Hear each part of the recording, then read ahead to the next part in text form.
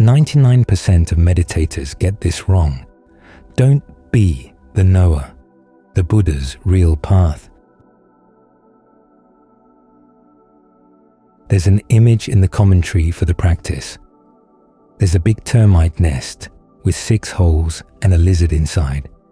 You want to catch the lizard, so you stop up 5 of the holes and you keep watch just at the 1 hole that's still open. The 6 holes, of course, stand for the 6 sense spheres. The one you leave open and watch is the mind. Of course, one of the 5 is the nose. You leave that a little bit open so that you can breathe. But your attention has to be on what your mind is doing right now. When you're sitting and meditating, you can give 100% of your attention here. Sounds outside, you don't have to notice them. Sights, you can't see them because your eyes are closed. Smells, tastes, the little bit of tactile sensation. Again, you don't have to pay much attention to these things. There's not a lot of variety in what's happening. You're sitting on a cushion, sitting on the floor. Not much is going on there. This allows the mind to come to the fore. As we go through the day, so much of our attention is focused on things coming through the other senses, especially the senses of sight and hearing.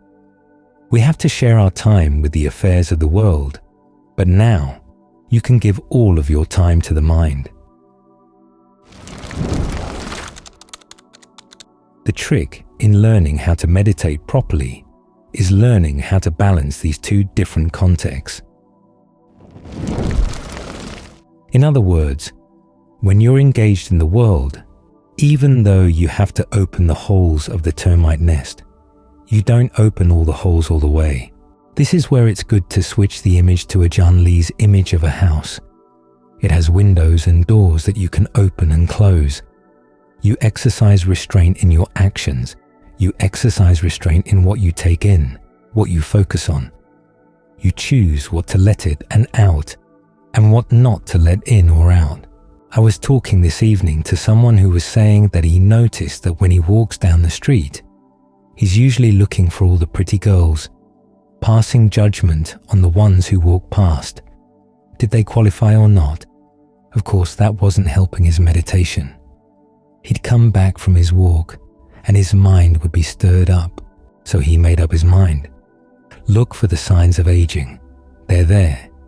He found that when he came back home from that kind of walk, his mind settled down a lot more quickly, because it had the Dhamma in mind all the time. The mind was talking to itself about the Dhamma. That's a skill you've got to develop, because that's what restraint depends on. How you talk to yourself about the sights you're going to look for, the sounds you're going to listen for, and with the ones that you do encounter, how you take them in. In other words, what you're going out for and what you bring back in with you. Talk to yourself skillfully.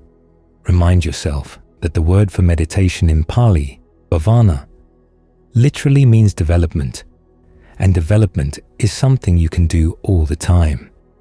Remember also Ajaan Fuang's recommendation.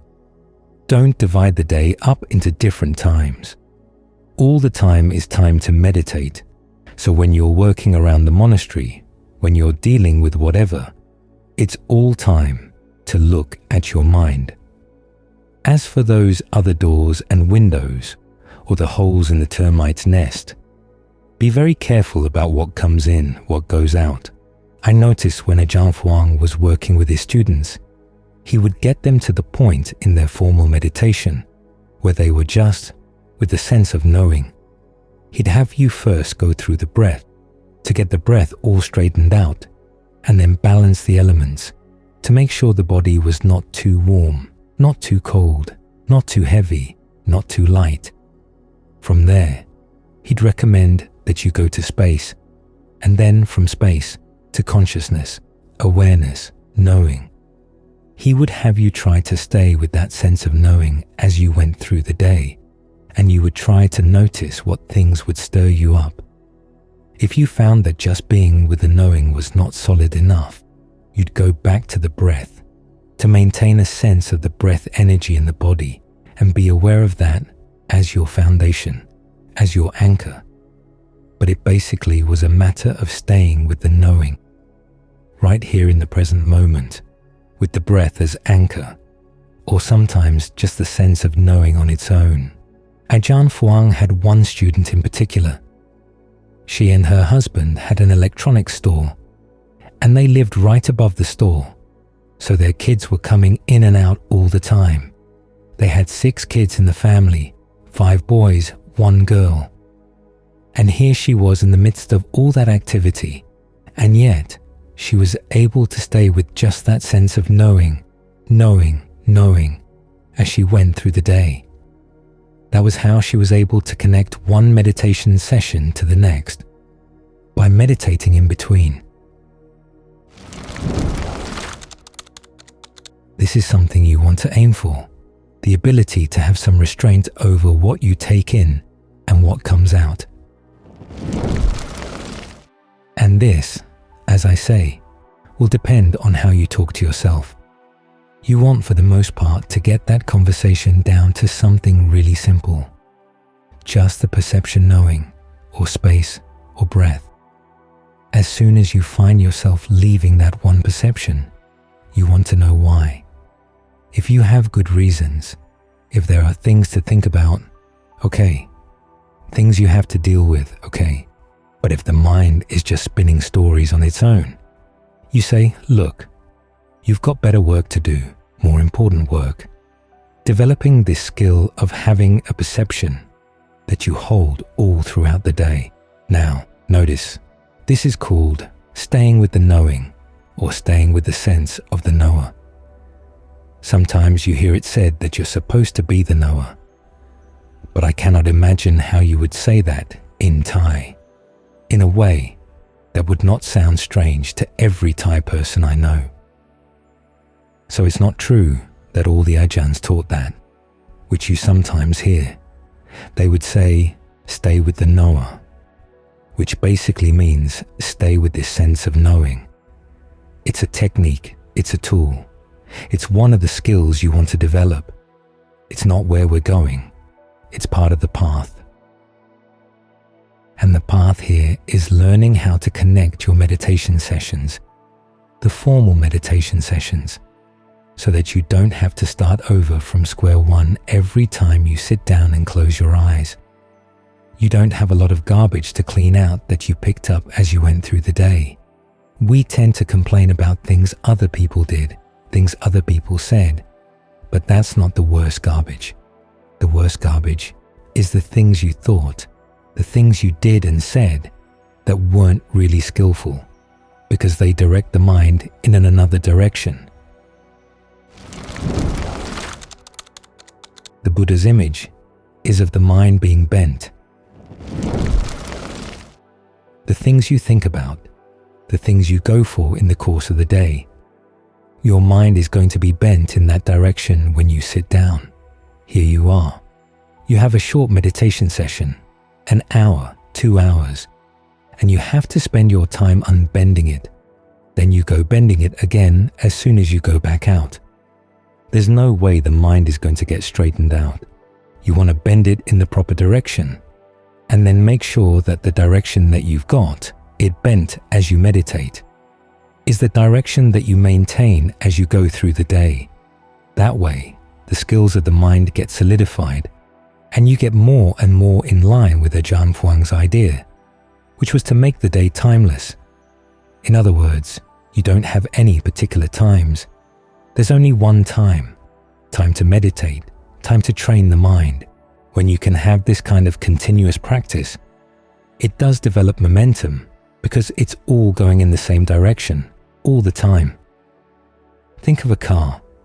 If you drive for a bit and then you back up, and then you drive for a bit and then you back up, it's hard to build up momentum. But if you're headed straight down the track without deviating, even as you're dealing with other things, you can have in mind the perception that you're doing this from the point of view of the Dhamma. You're doing it from your inner foundation, the foundation that you've learned to develop as you meditate. And then You maintain it as you go out into the day. Ajaan Lee's image is of getting some nice good food in a covered dish. As you carry the dish with you, you don't take the cover off, because if you take the cover off, all kinds of insects and animals are going to come eat up what you've got in the dish. Either that, or flies will walk all over it, making it filthy. In the same way, you're carrying that sense of your inner center, your inner foundation, and you don't want anything else to touch it. Now, it's good to focus on a sensitive part of the body, especially when you're using the breath as your foundation. Get a sense of which part of the body is more sensitive to tension in the mind, events in the mind, so that when the breath seizes up at that spot, you know something's happened. You breathe through the spot, and then if you have time, you turn around and look at the mind. If you're in the midst of a conversation or some other activity, just take note, breathe through it, and keep going. But do everything you can to maintain that center, because it's in the act of maintaining it. Whatever little talking you have to do to yourself to remind you to stay there, whatever perception you hold in mind to make sure you do it skillfully, that you develop discernment, that's all part of the meditation. The directed thought keeps you in line.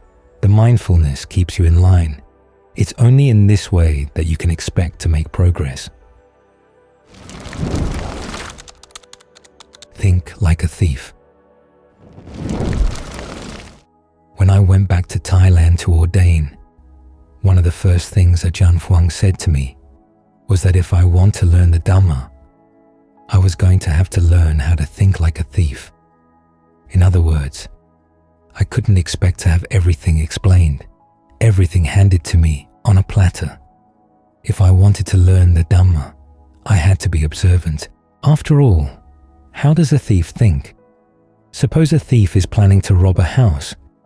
He can't go up and knock on the door and ask the owners of the house when they're going to be away, so that he can conveniently come in and steal what they have. He has to case the joint, hide out, watch, see when they come, see when they go, what doors they leave open, what windows they leave open, where they keep their valuables. Only then can he have any hope of stealing their valuables and getting away. And there was a purpose in what Ajaan Fuang said. He wasn't just playing a game. After all, one of the basic skills you need as a meditator is to be observant. You're not going to gain discernment simply by following directions. There are meditation techniques that give you directions, that say, do this, do that. And somehow automatically, you're going to gain insight just by following the directions. It's like expecting to get genuine food out of a food processing plant. What you end up with is meditation product, like the food products that have so little food that they have to, by law, label themselves as food product.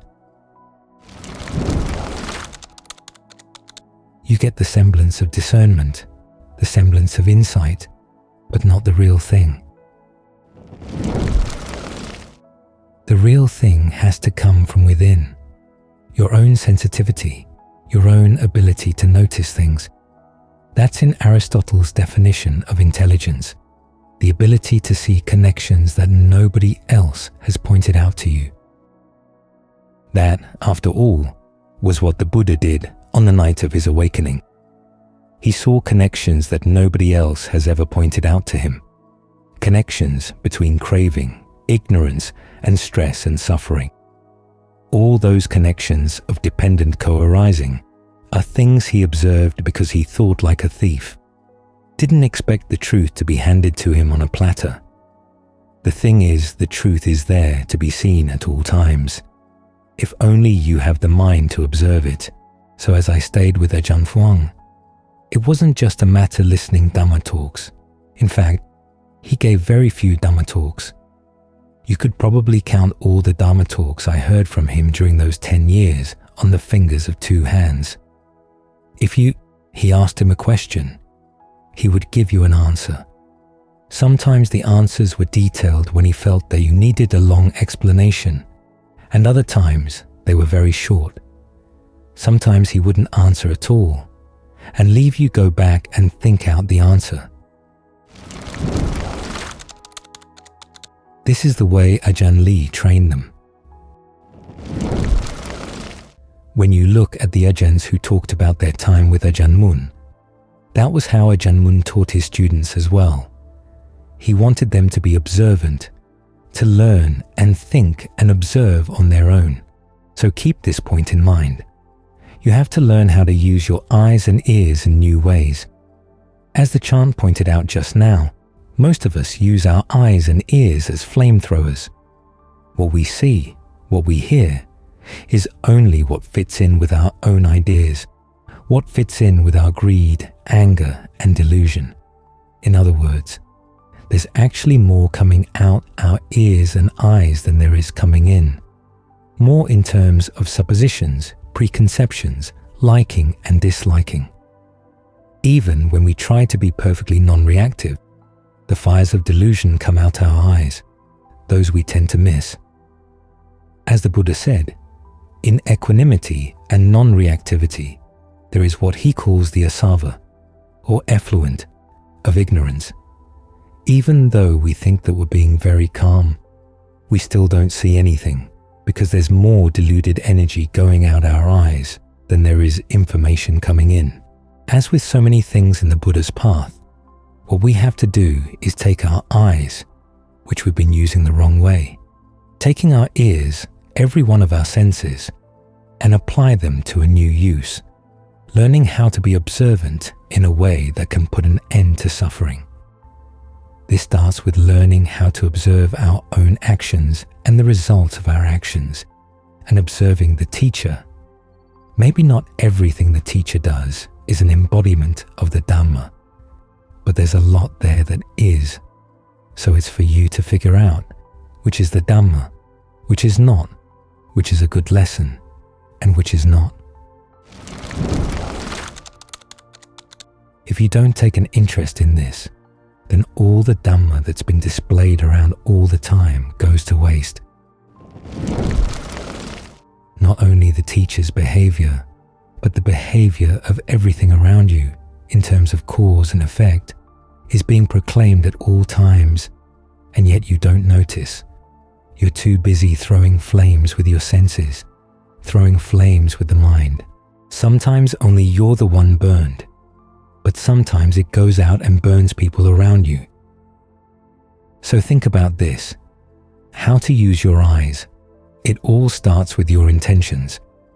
Are you using your eyes simply for enjoyment, or are you using them to learn, to observe? The same principle applies with all your senses. The mind spends so much time creating worlds for itself. This is what's called the process of becoming.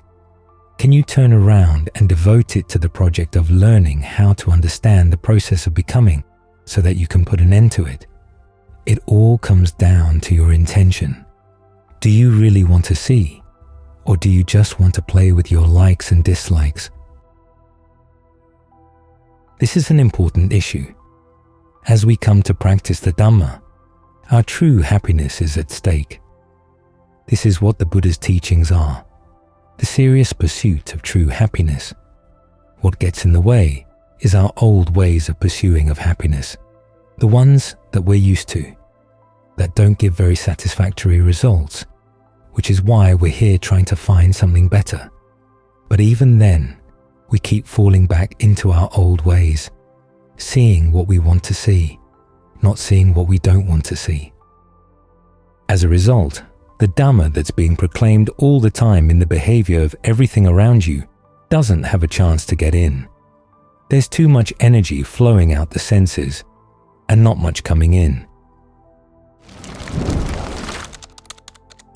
So this is what makes all the difference. A willingness to be observant. A willingness to learn new things. After all, as the Buddha said, this is a project where we're trying to attain what we've never attained before, to see what we've never seen before, to realize when we've never realized before. And if you simply keep looking at things the old way, acting the old way, thinking the old way, nothing new has a chance to come on. So try to get some control over this flame producer, this fire producer. It's the Buddha's image for clinging. When you say the word clinging, it called to mind the idea that we've got a hand that's holding on to an object. Clinging is actually the defined as desire passion for activities. If you feel desire or passion for form, feeling, perception, thought formations, consciousness, all of which are activities, you feed off of these things the way the fire feeds off fuel. And you get stuck on these things the way fire stuck in its fuel. The basic image the Buddha uses here, as you know, is in the word Nibbana. It refers to a fire going out. When it goes out, it's freed because it lets go, stops doing the activity of clinging to its fuel. It's an end of a process that causes suffering. So if you want to see that freedom, you have to look at this habit the mind has of clinging to things, wanting them to be a certain way, and, as a result, not seeing what's there to be seen at all times. The Dhamma is said to be akaliko. It's present all the time, but we're not looking. We're too busy churning out fires. Even our equanimity is a fire, because it's bound up with ignorance. The one way to get around that is to make up your mind that you want to be very, very observant, to think like a thief, not because the Dhamma isn't being freely offered. After all, it is being freely offered. It's there all the time, but because it's only by thinking like a thief that can you get around your old habit of not wanting to see it. So this way, if you actually can get around those old habits, then your eyes and ears, nose and tongue, body and mind, instead of being channels for defilement, become around and becomes channels of knowledge. That's how we see and realize or attain what we've never seen or realized to attain it before.